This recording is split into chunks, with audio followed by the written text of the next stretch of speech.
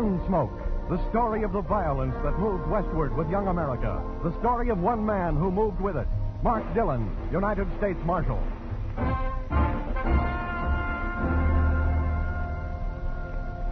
They all drifted here to Dodge City, one time or another.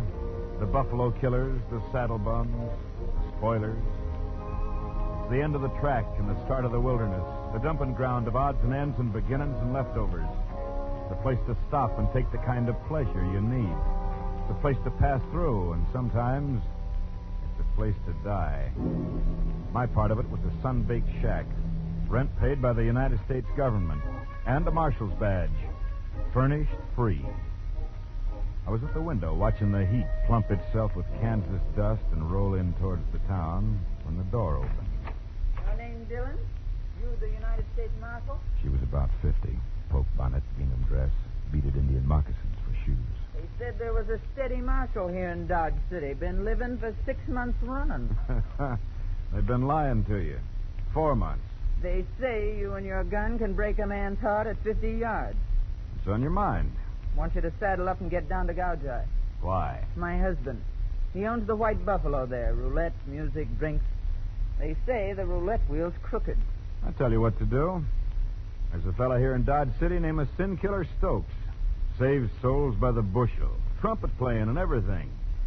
You tell Sin Killer about your husband. In Gaujai, they kill a man who runs a crooked wheel. I don't want my husband dead. Well, look, ma'am, I don't even know you... Abigail Contuarius. That's my name.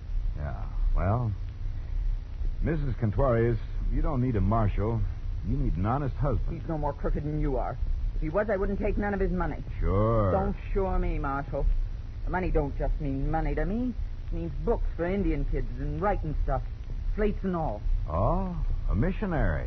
Huh, me? With a gambler and a philanderer and a toper for a husband? I teach Indian kids. Teach them to behave and a little learning, that's all. Well, that's good work, ma'am. These towns could use more people like you. Don't sniff around me. You marshals are supposed to mean law and order and the rights of decent people. Gaujai could use some of that. You coming, or do I have to ride my mule some more?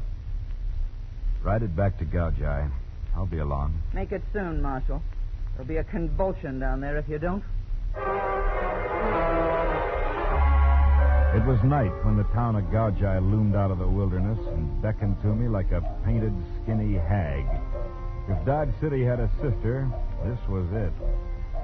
I rode up to the White Buffalo and started to tie my horse to a hitching post twiddled to the shape of a Pawnee girl when suddenly the gun in my back told me I wasn't alone.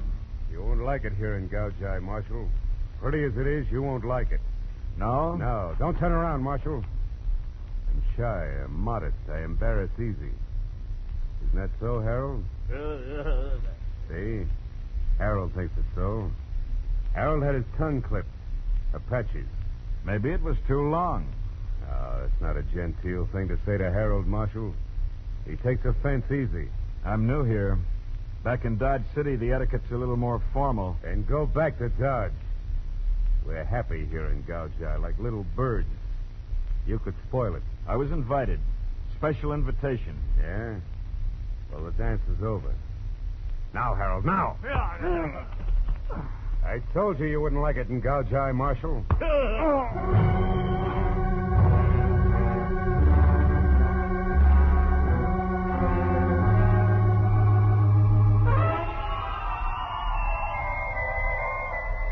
When I opened my eyes, I was in Gaujai's dirt.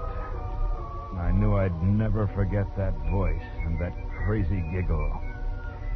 I picked myself up and waited till the town stopped its dizzy dance. On its third time around, I spotted a horse trough and stuck my head in it to get rid of the blood on my face. I finally pushed my bones through the swinging doors of the White Buffalo. A girl leaned against the bar, strumming a guitar. Black hair, slender. Something profane and exquisite was distilled into her features. She watched me across the room, and when she spoke, it was as if she hadn't quit singing. Buenas noches, Chico.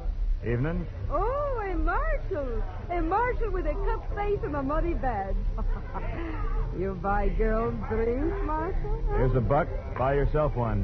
Where can I find the owner? Over there by the poker table. Which one? The goatee and pompadour. Thanks. Come back to me, Chico. They call me Tamar. Tomorrow, huh? Maybe I will.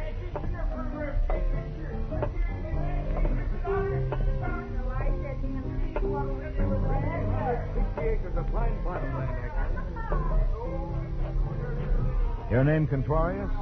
Si. Oh, the marshal from Dodge City. You already have the look of a large headache, senor. Yeah? Someone else besides you and your wife was expecting me. Muy mal. Too bad. It wasn't good. So I see. But I am glad you have come, Senor Marshal. Come, look around. See my place. I have a magnificent establishment here. No? Yes. No. Yes. You know, it would grieve me if I had to part with it. It'd grieve Mrs. Contrarius more, and for a better reason. Senora Contrarius hates it how I get my money, but she takes it for the Indian children. Looks like the take's plenty. No. Every day my wheel loses money. Somebody is swindling me. This somebody, I swear it, I will kill dead. Your wife hinted it might be you who'd be killed, dead. No one has killed me yet. This I tell myself, and it makes me happy. Yeah. Well, let's have a look at this wheel of yours. Of course. Follow me. You see, I have also faro, dice, girls, dancing girls. Mm-hmm. And the finest liquor west of the Mississippi. Number 12. Red face, 12 face. Where's your spinner? I will introduce you to him. Greg. Senor? Un momento. William will take your place. Yes, Mr. Contrarius. Greg Hagen, the best croupier in the territory. Greg, I want you to meet Mark Dillon, Marshal of the United States of America. I've heard your name, Dillon. You're from Dodge City. Lately from there. Go count your chips, Contrarius. Hagen and I want to talk. Yes, I leave you gentlemen alone. We want to talk, Marshal? Yeah. Rumor has it the wheel's rigged. Mrs. Contrarius tell you to ask? Maybe. Well, is it? Look, Marshal, Contrarius is my friend. Still, a croupier's in a mighty good spot to double-cross the house. Marshal, I already told you Contrarius is my friend. Sorry, I made a mistake. No hard feelings? Plenty hard feelings. I think I like it better back at the table. Look around yourself, Marshal. So, I did. Mostly, I hung around the roulette table. And as far as I could see, the wheel was giving the house and the customers an even break. Just about the time I was ready to go out and find Contrarius again, two new players wandered up to the crowded table. One in a beaded jacket, the other a silent hulk of a man. They didn't seem to be together or even know each other. On the next spin, the ball fell into 29, bounced out, rolled around 13, and finally settled in double O. Just as it did, Beaded Jacket reached out and put a $100 bill on double O. Greg Hagen, the croupier, looked up. I'm sorry, mister, you placed your bet after the ball settled. The house can't accept it. I had that $100 down before you started to spin. Ask anybody. I had it down. I want to ask the people. I'm telling you, I had it down. Look, mister, your bet wasn't legitimate. The house recommends you take your money and get out. He did. Fast. Too fast. In another second, I knew the reason why. When Beaded Jacket picked up the bill, there was a blue chip under it on double O, and the house paid off to the silent hulk. I knew I'd heard Beaded Jacket's voice before. When I first hit town, so I moved fast. I got out of the casino just in time to see Beaded Jacket disappear around the corner. I took it easy. Polite and easy. The bullet nubbed the dust at my feet. I ducked into the shadows and whipped out my guns. The flash had come from a narrow passageway between two buildings. I'm in this alley, Marshal. Come on in and get me. Wait right there. I'm waiting.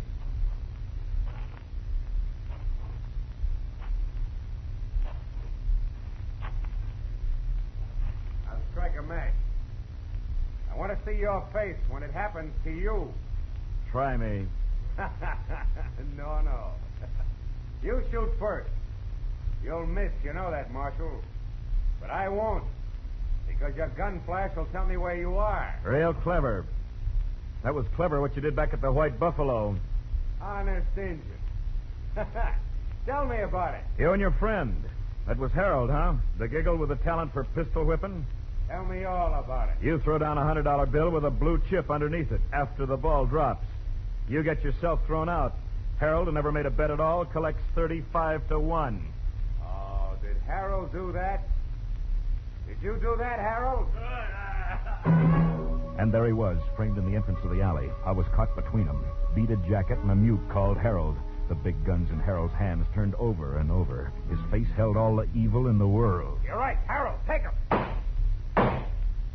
He was shooting waist high along the wall, and he was getting close. There was only one thing to do, and I couldn't miss. You shot Harold, Marshal. That was your mistake.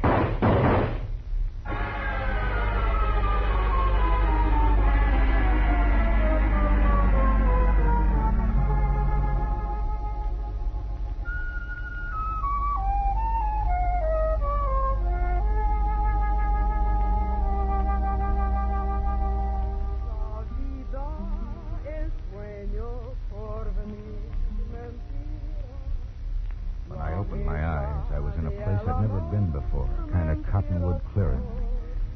I eased the wound in my shoulder, and from across a smoldering campfire, I saw her. Tamar. The morning sun lighted up the features of a man at her feet. Senor Rafael Ramon Jose Contuarius. The bullet hole in his forehead gave him an extra flourish.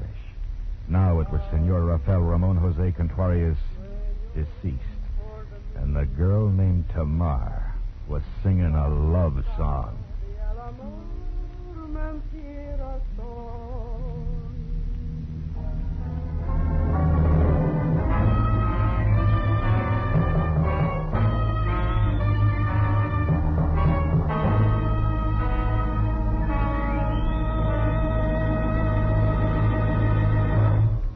Back to Gunsmoke in just a moment.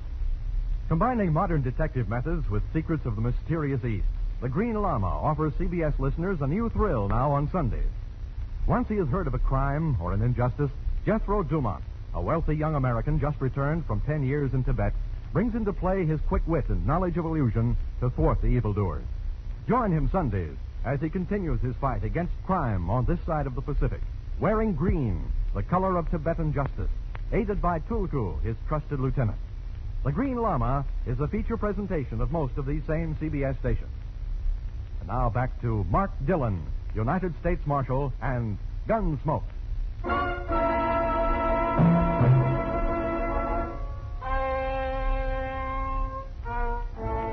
When they pinned a marshal's badge on me, they said I had a job to do.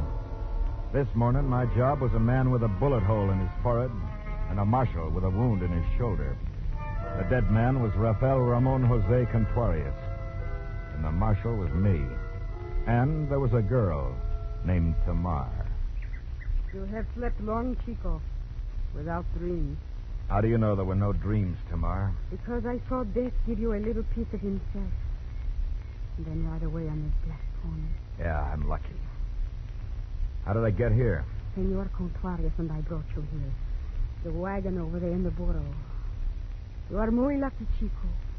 The bullet was for your heart, but it spent itself in your shoulder.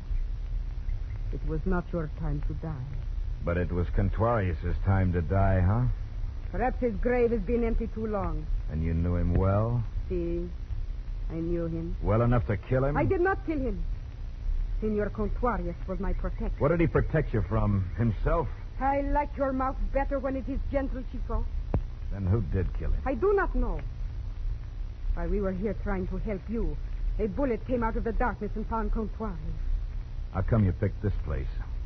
It is a place Senor Contuarius and I knew well. Oh, like that, huh? It is a place where Senor Booth would not look for you if he knew you were still alive. Booth? Oh, so that's his name. The man in the beaded jacket. How come he didn't finish me? When we heard the shots, Senor Contuarius and I ran out of the White Buffalo. I persuaded Senor Booth that you were dead. Booth persuades easy, huh? He persuades easy, but Omar. The shots were heard, people came. Senor Booth does not like too much attention. Well, he's going to get all of mine, Tamar. Undivided. I don't advise it, Chico. If you live, go back to Dodge City. If you die, die in Dodge City. So wait. The Senor Contuarius in a burro cart.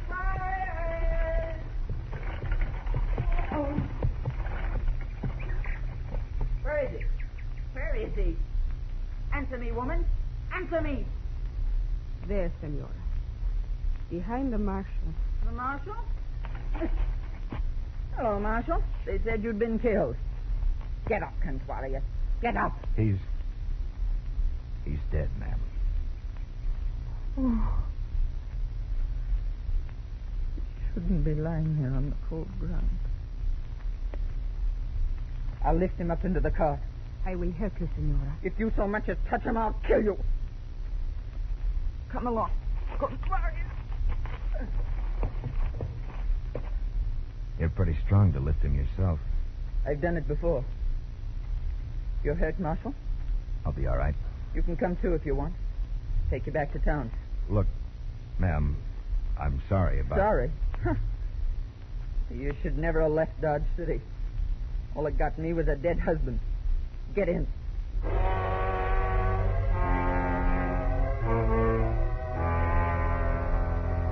Somewhere on that long wagon ride back to town, Mrs. Contuarius squeezed a tear onto her cheek. Just one tear. But for her, it was a major emotion. The sun was doing its best to char the wood frame buildings when we hit Gaujai. She drove past the White Buffalo to the far edge of town, pulled up at a tar paper shack. Oh. Here we are, Marshal.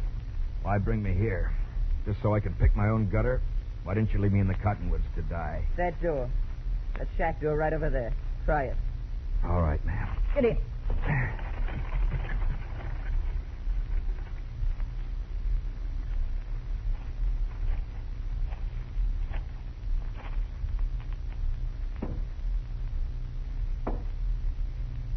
Yeah? Well, Marshal, I heard you were dead. Hey, you're hurt. Come on in. Thanks. Who sent you here? Mrs. Contuarius. Huh?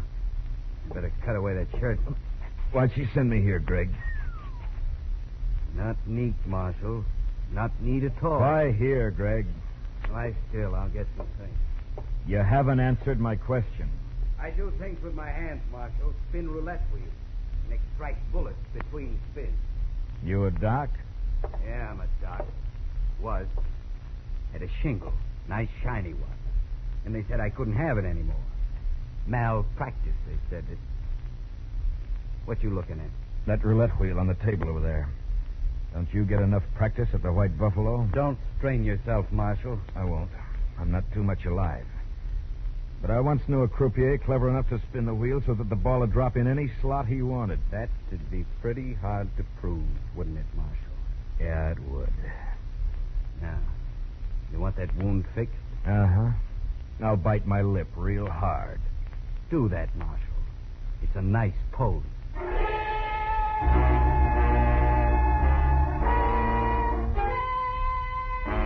I bit my lip, but all I got was a pain in my mouth. And I didn't need that. There was enough pain.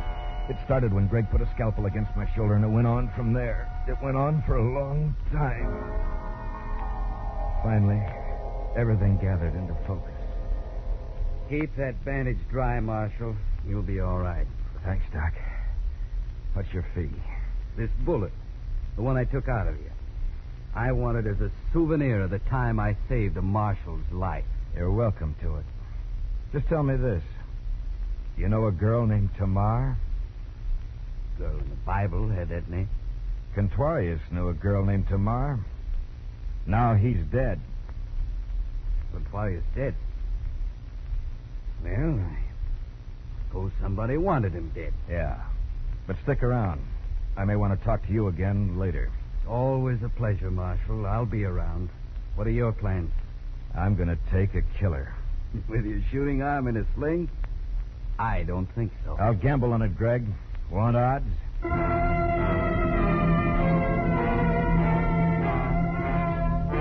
I got up and left Greg's shack. Taking a killer needed a little preparation. And right now, preparation meant talking to Mrs. Contuarius. But something stopped me. It was the funeral Mrs. Contuarius was celebrating for her dearly departed. Somewhere she'd found a black ostrich plume and pinned it to the donkey's head.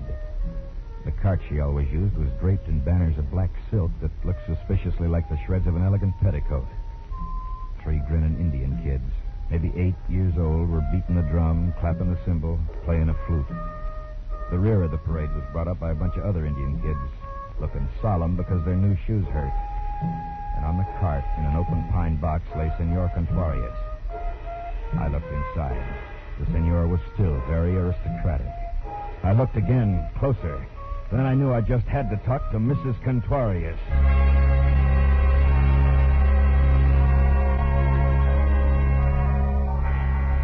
It was maybe an hour later when she drove up to the White Buffalo alone, her cart empty and stripped of the banners. She looked uncomfortable in her black cotton. Lend me your good arm, Marshal. I don't want to rip this dress. Yes, ma'am. There you are. Nice funeral, ma'am. Thanks, Marshal. Kids behaved real nice, didn't they? Yeah. You done a good job on her, ma'am. Thanks. You haven't been very successful, have you, Marshal? Maybe that's your fault. Maybe you haven't told me enough. About what? About Tamar and your husband, for instance. What about Tamar and my husband? This about them, ma'am. They were real good friends. That could be a reason for you to kill your husband. Could, Marshal, but it wasn't. Maybe he was killed because he found out who was cheating his wheel and you didn't. But I did. Then why don't you take him? You want me to take Greg Hagen? Greg, I don't believe it. Hagen's an honest man, as honest as you are, Marshal. Can you prove what you're saying? I don't know. But I'm sticking around to see if I can. And I'm sticking around to see if I can bring in a killer. Who is it? Maybe you? Maybe Greg? Maybe Booth, the man in the beaded jacket? Maybe even the girl named Tamar. Then come on in and have a drink. You look peaked. I followed her into the casino. In an hour, it began to fill up. I hid myself behind the stairs where I had a clear view of the roulette table and waited. About 8, she walked through the door. Tamar. Tamar in a dress of red. Tamar buckled with silver. She strolled over to the table and put some chips on the black as Greg spun. There was no sign of recognition between them. 7 black. 7 pays, black pays. Place your bet. On the next spin, Tamar won again. Then she lost. She doubled her bets and won more times than she lost. After a while, she stopped playing colors and switched to single numbers, 35-1. She kept on winning, about 1 out of 4. In an hour, there was roughly $20,000 stacked in front of her. And in an hour, there wasn't any doubt they were a team, and Greg was spinning a crooked wheel. 13 black. 13 pays, black pays. Well, you're lucky. You're very lucky tonight, Tamar. Tonight, senora. I am always lucky at your tables, no? Not as lucky as tonight. Sorry, men, this is a private table from now on. You can all move over to the second row, right over there. Private table, senora? Yes, just you and this gentleman. Mrs. Contuarius was playing it smart. The man she thumbed at over her shoulder was Booth in his beaded jacket. I could have made my move then, but I decided to wait for the piece to play itself out. Mrs. Contuarius was getting them all together, and this show was too good to spoil. Greg, Booth, and Tamar. This is my last spin. That's all right, Tamar. All Mr. Booth wants is just one spin. Right, Mr. Booth? Yeah, just one spin. With a little lady. But I was... Mr. Booth, huh? Yeah. Well, I suppose it is all right. Spin the wheel, Greg. We'll spin. Once more. Bueno. All of my money on number 1. Number 1, huh? That's a good number. Number 1. I'll take 10,000 in gold on number 1.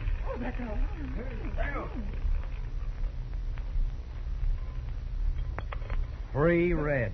3 pays, red pays. Greg, why you double-crossed me. I double-crossed you. It don't matter, Tamar. Greg didn't have a chance. The knife he tried to draw was hammered back by the bullets from Booth's gun. They tore through his hand and across his chest. Suddenly, his face changed. He looked young and hurt and ashamed of the blood that he couldn't hold back. Booth held his guns like they were dogs on a leash that could snap easy. Keep back. All of you. Marshal, you can quit playing possum now. It'd make me real happy if you try to follow it. Pick up the money and let's go, Tamar. Nobody move. Nobody move. You let him get away, Marshal. I don't think so, ma'am. He'll be wanting to finish me off. I'm going to give him his chance.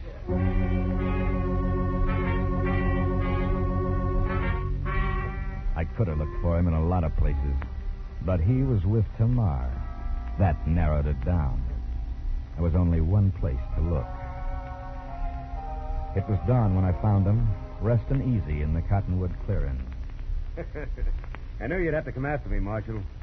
You know, you're funnier than an actor I saw once in Dodge. You're much funnier. Maybe you laugh too easy, Booth. Like you kill too easy. The Marshal with his gun arm and a sling chasing a killer. Go away, Marshal. Go away while there is still time. I got nothing but time.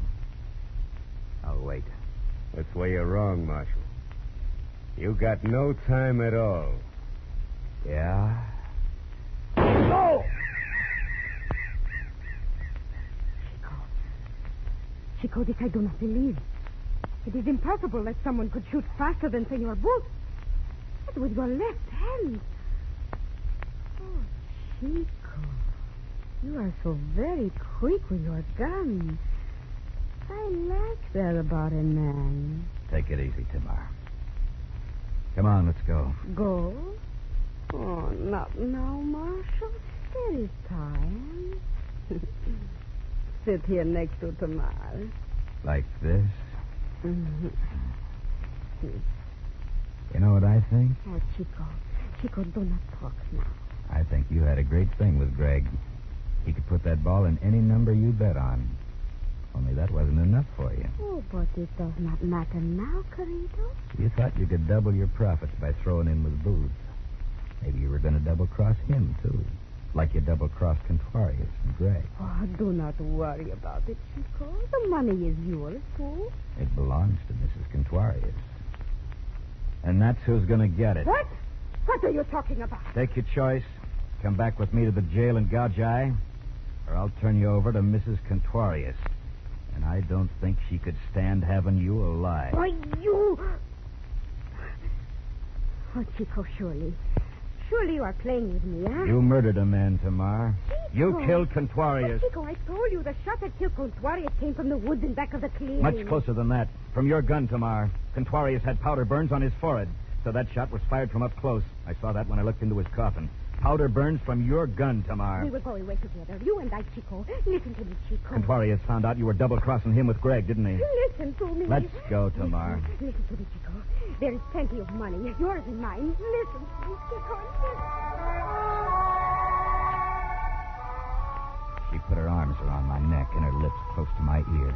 And for a long time, first in English, then in Spanish, then in Cherokee, and in a language I couldn't recognize, she whispered at me every foul name in the book. She was talented. She didn't repeat herself once. Tamar didn't understand that a marshal had a job to do, and that the job got...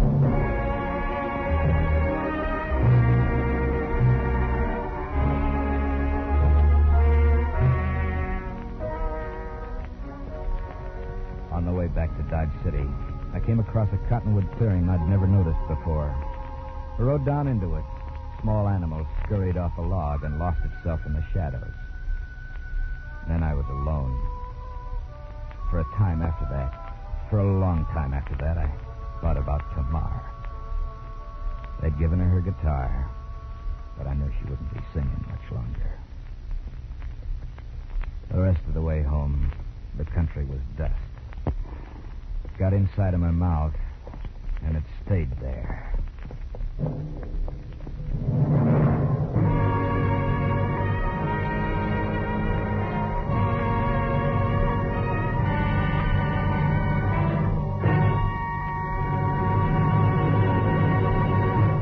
Gunsmoke featured Howard Culver as Mark Dillon, supported by June Foray, Gerald Moore, Vic Perrin, Jack Crucian, D.J. Thompson, and Jay Novello. Music was composed and conducted by Del Castillo. The original story, by Morton Fine and David Friedkin, was directed by Richard Sanville. This is Alan Botzer to Gunsmoke, and another thrilling adventure with Mark Dillon, United States Marshal.